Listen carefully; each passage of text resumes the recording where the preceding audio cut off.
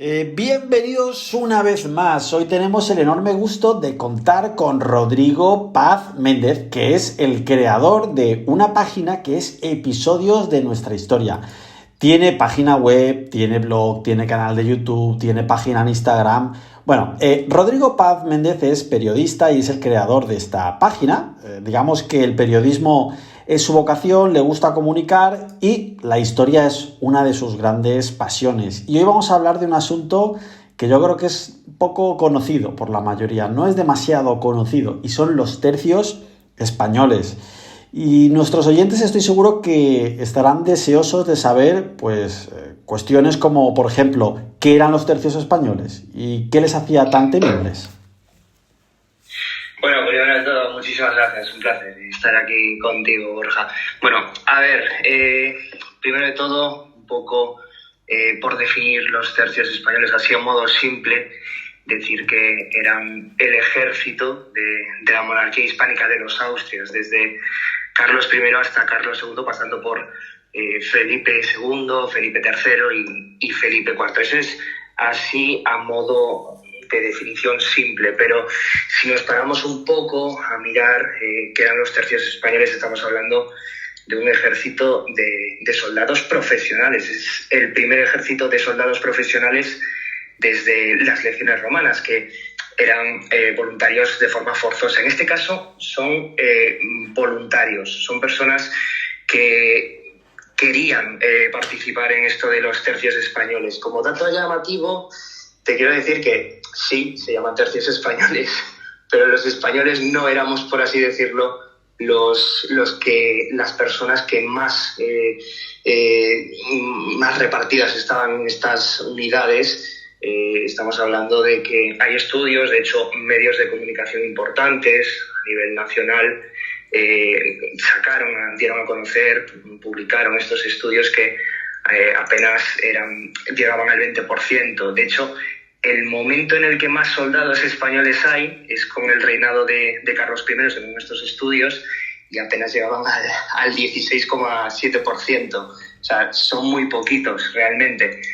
Había de todo, también te digo. Había alemanes, había italianos, había incluso húngaros, borgoñones. También hay que decir que en esta época todos estos territorios formaban parte de la monarquía hispánica. Hay que tenerlo también en cuenta, que Carlos I pues, nació en Flandes, su abuelo era el gran emperador del imperio.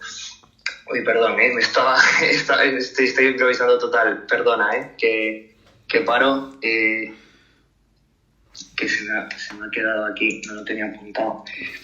Estamos hablando de soldados que los españoles apenas llegaban al 17%, como te decía, y había de todo. ¿Qué les hacía tan temibles? Pues estamos hablando de personas que viven por y para la guerra. O sea, son personas que realmente viven por y para la guerra, que tenían grandes valores, que eran muy valientes y tenían un gran sentido del honor. De hecho, uno de los más ilustres miembros de los tercios españoles era el dramaturgo Calderón de la Barca, que decía que el honor es patrimonio del alma y que el alma solo es de Dios.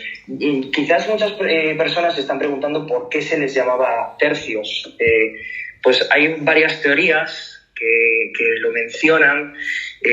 La primera de ellas es que eran unidades conformadas por entre 2.500 y 3.000 voluntarios.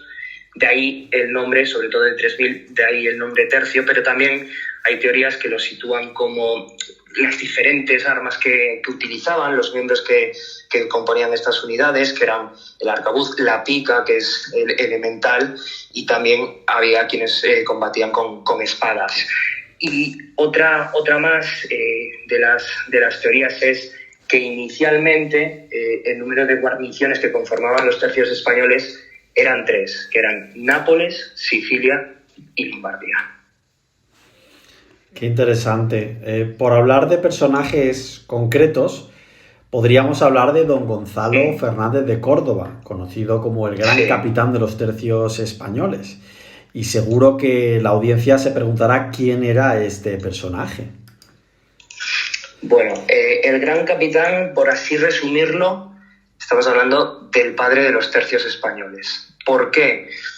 Es una figura que estuvo desde sus inicios vinculado a la guerra, porque desde muy pequeño se le asignó como paje del infante don Alfonso, el hermano de la reina, con el tiempo su hermana se convertiría en la reina Isabel la Católica.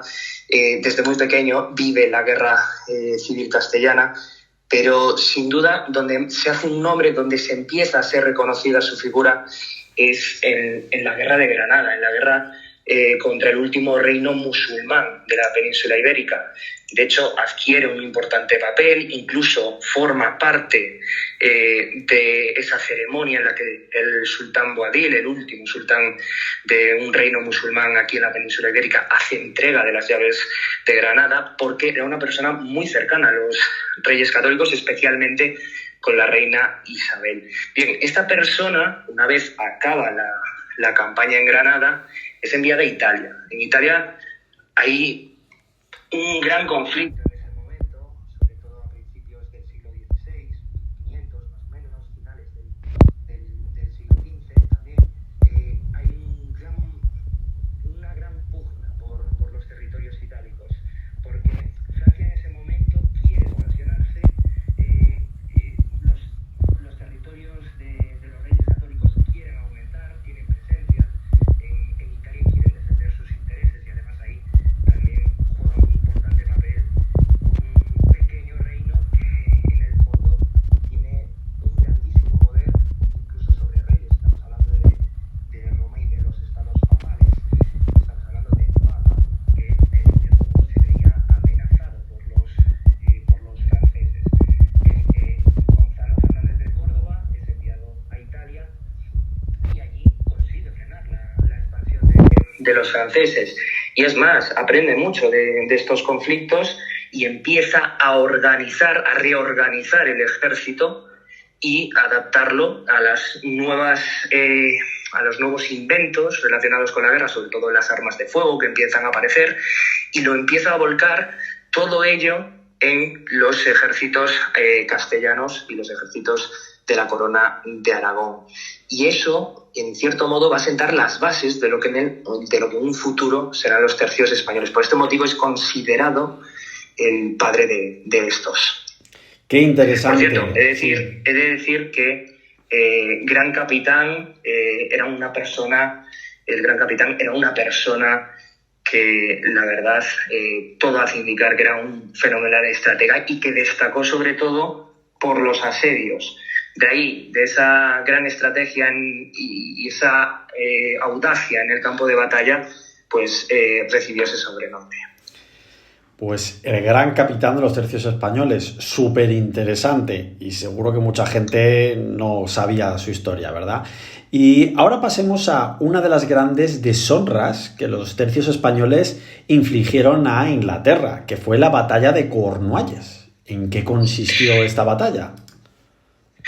Bueno, más que una batalla, fue una incursión, una escaramuza. O sea, estamos ya en agosto de 1595, han pasado ya bastantes años, casi un siglo, estamos en el reinado de Felipe II, han pasado ya varios años de uno de los grandes fracasos militares del imperio, que es sin duda la grande y felicísima Armada, la mal llamada Armada Invencible, que recibió ese nombre de los ingleses en tono de burla. Y claro, la Armada está en un momento de reorganizarse.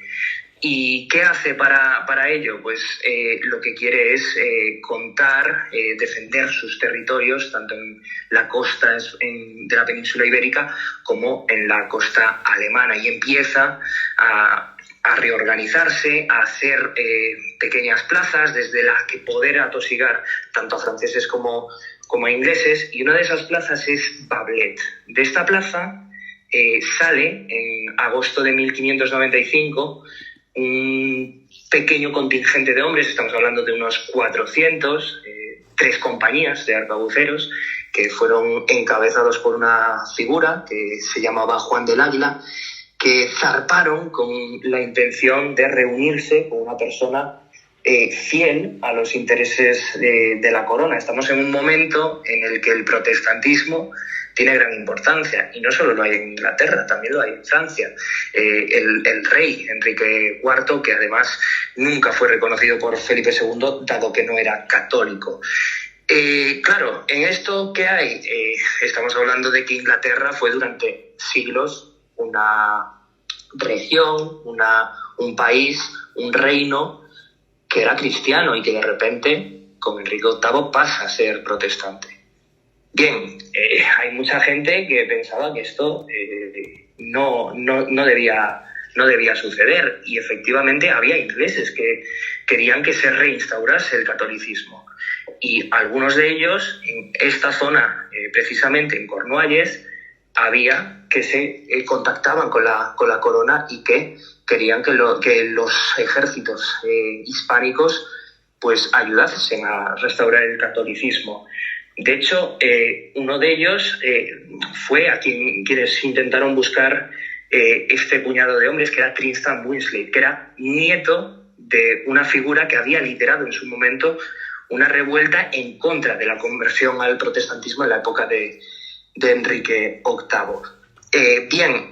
Estos soldados llegan a Inglaterra, consiguen traspasar las líneas defensivas, que tampoco estuviesen muy bien defendidas. Estamos diciendo que los ingleses, pues sí, esperaban algún ataque, pero no lo esperaban por esa zona. Estamos hablando del suroeste.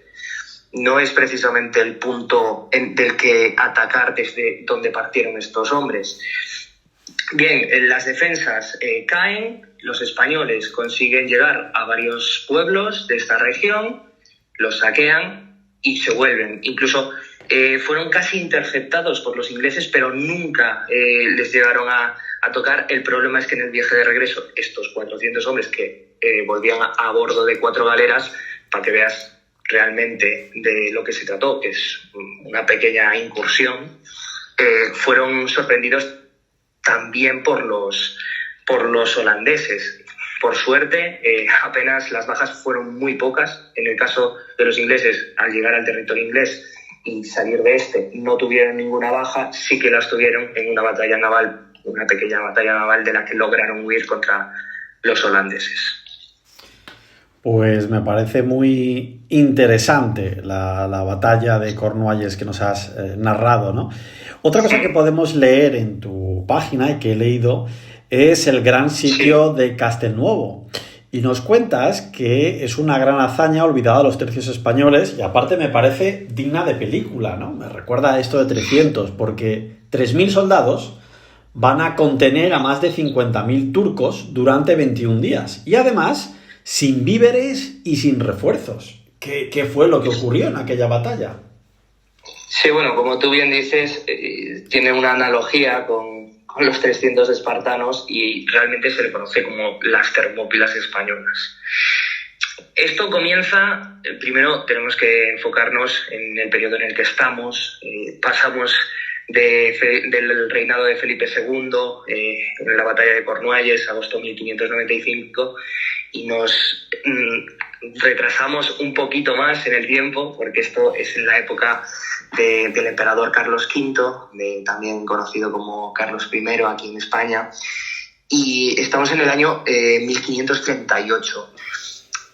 Aparte de España, que tenía sin duda la hegemonía en ese momento, que buscaba la hegemonía de toda Europa, hay un gran competidor, y hay un gran competidor que es el Imperio Otomano. El Imperio Otomano quería expansionarse, o sea, tenía deseos de entrar en Europa, y lo consiguió en muchos territorios, incluso llegó a Viena, a grandes ciudades europeas, y esta es una ciudad que está en pleno Mediterráneo, está muy bien situada. Para que nos hagamos una idea, está situada en el actual Montenegro. De hecho, esta fortaleza en 1538 pertenecía a los otomanos. ¿Qué pasa? Que los reinos cristianos se unen bajo un estandarte, que es el de la Santa Liga, y lo hacen tropas papales, tropas venecianas, tropas austríacas, caballeros de Malta y también los soldados imperiales, los soldados del Imperio Español que quieren, pues lógicamente, frenar esa amenaza a la cristiandad que supone el Imperio Otomano. Para ello, pues necesitaba conquistar a los turcos ciertas fortalezas bien situadas, fortalezas estratégicas, y una de ellas era esta, era Castelnuovo.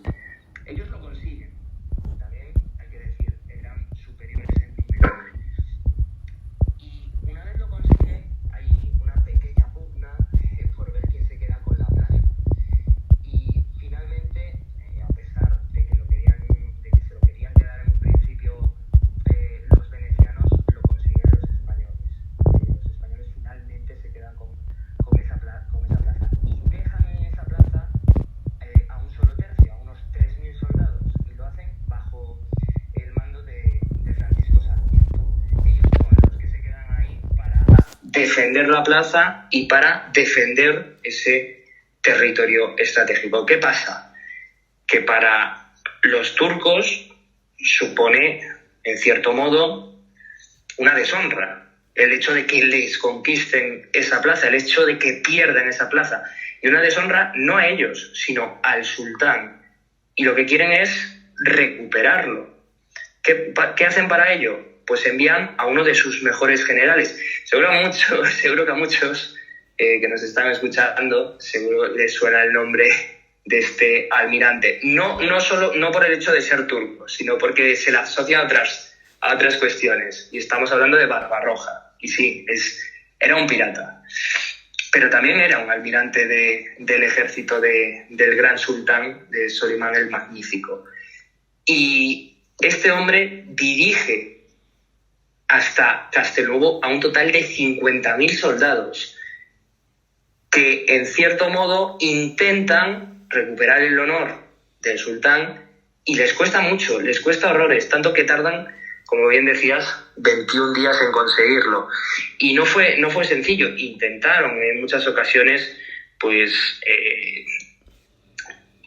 sobornar, por así decirlo, a los soldados de los tercios españoles, que se negaron a hacerlo. Finalmente cayeron, no todos, algunos sobrevivieron, pero los que lo hicieron fueron condenados a las galeras y vivieron como esclavos. La cuestión en Castelnuovo no acaba ahí, no acaban en esos 21 días, porque esos soldados que sobreviven fueron incluso mandados a la capital del Imperio Otomano, y consiguieron, esta historia se conoce porque esos soldados consiguieron escabullirse del Imperio Otomano, robar una galera y llegar hasta la península ibérica y contarlo al emperador. Me ha resultado muy interesante. Además, no me veía venir que acabase apareciendo aquí Barbarroja. Y esto es lo bonito de la historia, ¿verdad? Que vas sabiendo como cosas, que son como islas de conocimiento, y de repente los territorios se tocan y unas historias se mezclan con otra. Para seguir, nos hablas también en tu página de la batalla de Bicoca. ¿Qué pasó en esa batalla? Bueno, por resumirlo un poco, es, por así decirlo, la batalla perfecta. Hoy en día mucha gente ha oído seguro hablar de la palabra Bicoca, y es una de esas frases, uno de esos dichos que han llegado hasta nuestros días, que forman parte de los tercios españoles. Esta y muchas otras. Por ejemplo, seguro que mucha gente ha oído hablar de dejar la pica en Flandes, dejar en la estocada, y el término Bicoca lo asociamos hoy en día a que esto es algo sencillo, y realmente así fue un enfrentamiento. Estamos hablando de la época entre la cual España y Francia se disputan la hegemonía en Europa, y se disputan concretamente los territorios en Italia, especialmente el ansiado Ducado de Milán, que había estado en manos de la familia italiana de los Sforza, y se disputan esos territorios. Y en medio de esas disputas tiene lugar esta batalla. Yo creo que es el perfecto ejemplo de ejército profesional contra ejército, pues en cierto modo, de mercenarios, de levas, porque realmente los franceses no llegaron a intervenir. Realmente los que lucharon por Francia fueron los mercenarios suizos, que en aquel momento tenían un gran prestigio y era el primer enfrentamiento entre las tropas del Imperio Español y estos mercenarios, que realmente eran considerados la élite de los soldados. Y en ese enfrentamiento decía al principio que era la batalla perfecta porque los soldados imperiales, el ejército imperial de Carlos V, liderado por Próspero de Colonna, no sufre ninguna baja, mientras que el ejército enemigo sufre hasta 3.000 muertes frente a ninguna baja. Y esta batalla sin duda cambió un poco el parecer, el resultado final en Italia, que hizo que España consiguiese dominar esta zona completamente frente a los intentos de los franceses de apoderarse y de expandir su influencia en los territorios itálicos.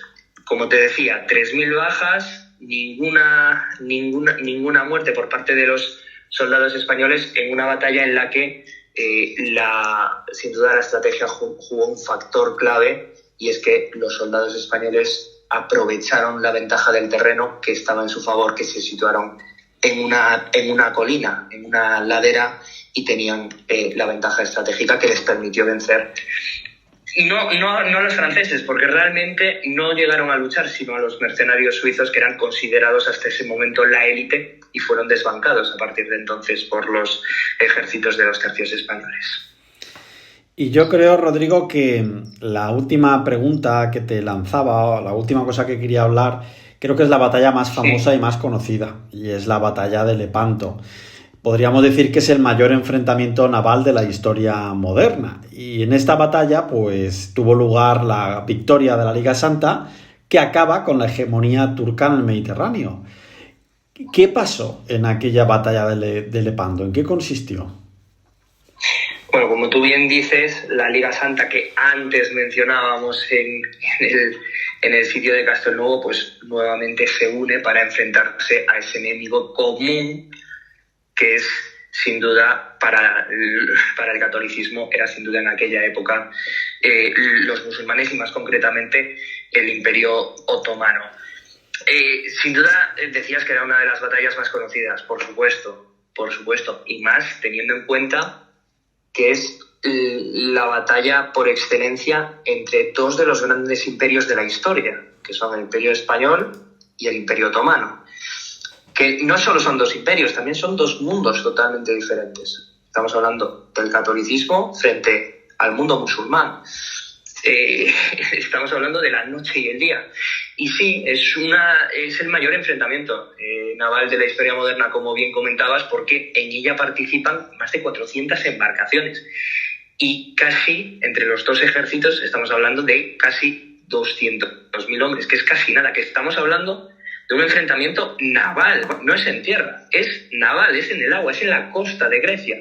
Y en ello, pues realmente cambió el devenir de la historia, sin ninguna duda, porque a saber qué pasaría si llegan a ganar los otomanos. Bien es cierto que las tropas católicas, las tropas lideradas por el Imperio Español y más concretamente por el hermanastro del rey Felipe II, que era don Juan de Austria, realmente eran superiores en número y finalmente consiguieron hacerse con la victoria. No fue sencillo, duró el conflicto en sí unas 5 horas, se supone que duró, y en él perecieron 40.000 turcos y 200 galeras del Imperio Otomano.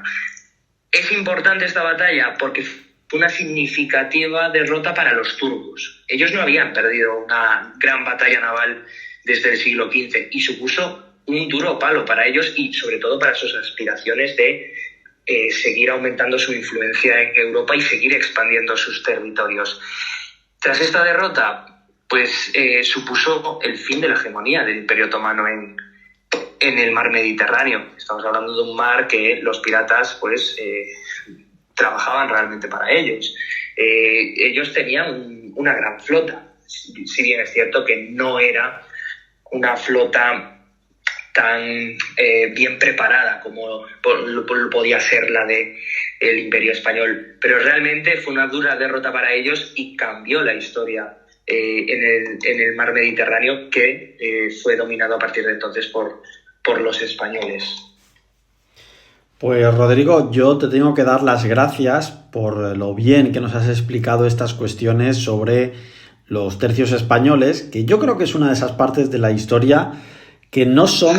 Y todavía lo que queda por contar, porque aún quedan muchas cosas por contar, nos hemos dejado muchas cosas en el tintero. Claro que sí. Y de hecho, si alguien quiere saber más, un lugar donde se puede informar, por ejemplo, es en tus medios, ¿no? En episodios de nuestra historia tú hablas mucho de los tercios, por eso pues esta entrevista iba sobre esto, ¿no?